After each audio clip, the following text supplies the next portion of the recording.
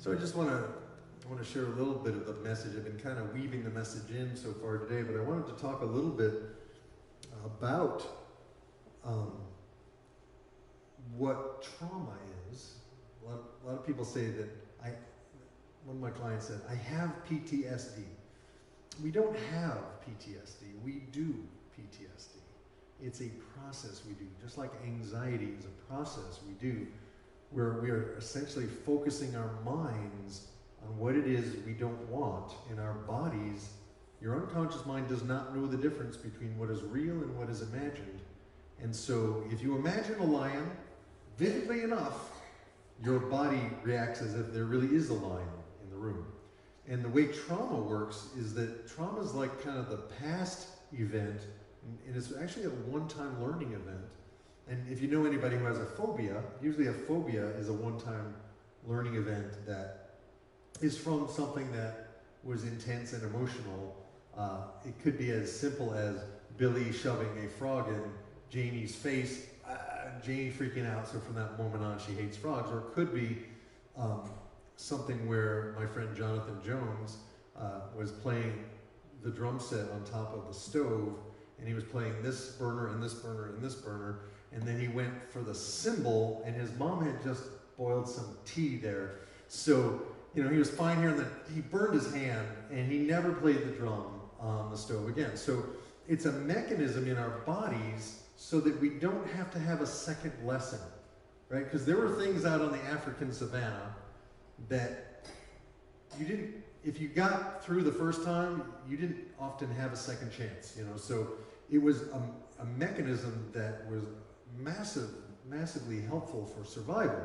However, we get imprinted so deeply with events that have happened in our past that now we begin to anticipate them, you know?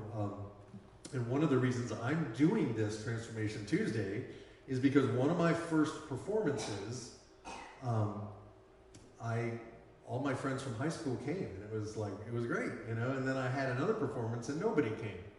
And that was so traumatic for me because I'm very sensitive. Right?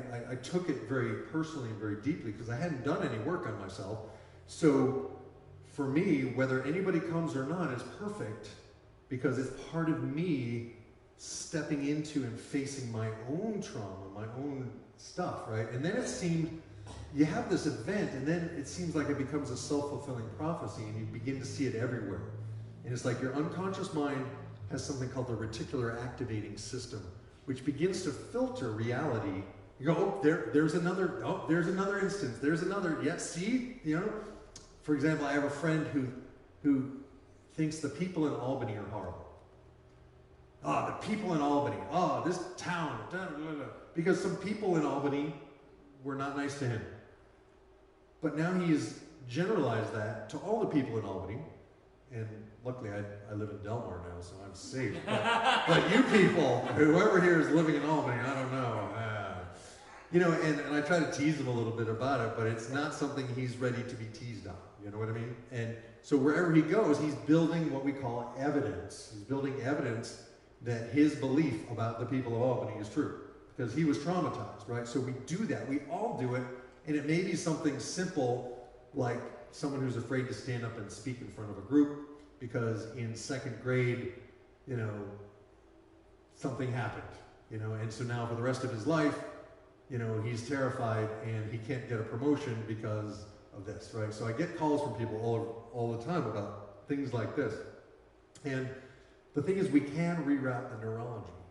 It can change, it can shift, but we have to deal with the incident in the past and we have to take the charge off of it. And then we have to practice reimagining the future and challenging our own stories and our own stuff. So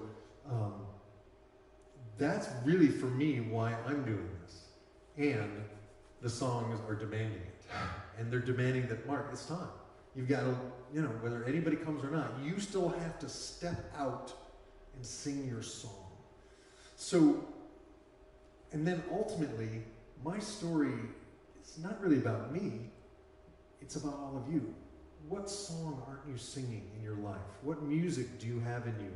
Music being the metaphor for whatever you might have come here to do. There's always time to start today, to do something. What did you really come here to do? And what would challenge you and help you grow at the same time? So that's my message for today. It's a short one because I want to go into a meditation. And just talk to your unconscious mind. That's what I want to do. I want to talk to your unconscious mind, yours and mine. So get as comfortable as you can on these nice soft wooden benches. And if you're at home, Meryl, if you're out there, whoever's out there, get comfy.